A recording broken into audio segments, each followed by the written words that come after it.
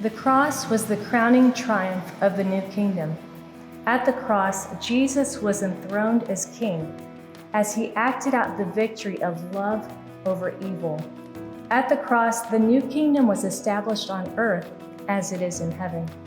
At the cross, King Jesus won the victory over sin, violence, pride, evil, and even death itself.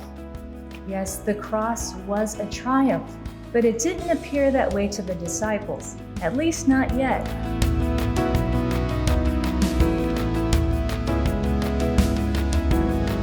Jesus was crucified on a Friday. That evening before the sun set, Joseph of Arimathea, a wealthy and influential disciple, acquired the body, prepared it for burial, and placed it in his own tomb. The Gospel of John tells us that Nicodemus accompanied him in this task. And then Luke adds this detail.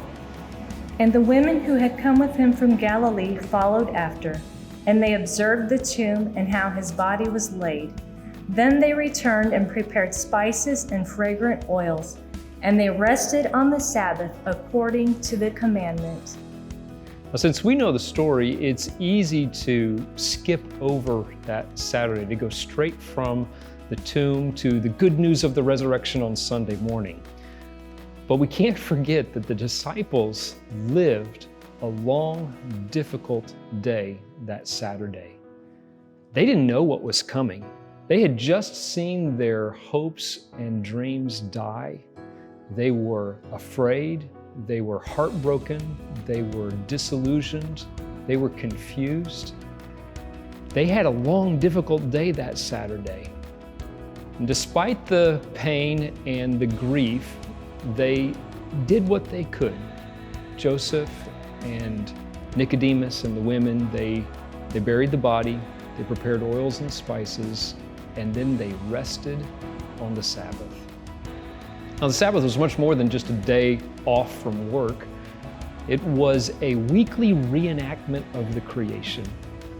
In the beginning, God created the world in 6 days, and then He rested on the seventh. And observing the Sabbath was a way of affirming that there is a Creator, that the world is not random and chaotic, that the same one who created the world also sustains it, and He has a purpose and a plan. So on their most difficult, dark, and painful day, the disciples did what they could, and then they rested, trusting that the Creator had a plan and a purpose in all of this. And there's wisdom to be gleaned from how Joseph, Nicodemus, and the women navigated that Saturday of the Passion Week. Because we also have dark days.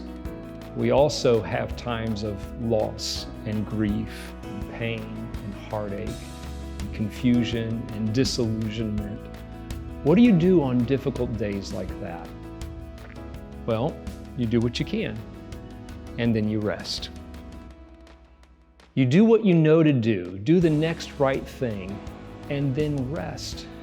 Trust in the Creator's purpose and His plan. Know that He has a purpose and that you can trust in that. You can rest in that. There is a resurrection coming. The 130th Psalm expresses this sentiment so beautifully.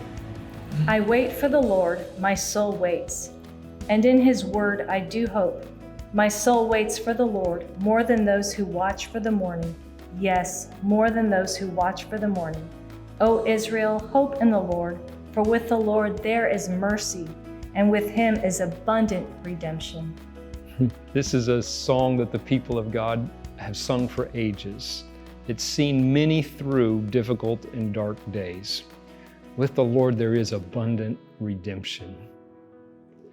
So on difficult days, do what you can, take the next right step, and then wait patiently for the Lord to act. He will do His work in His time. You can trust in that. The Creator has a plan, and there is a resurrection coming.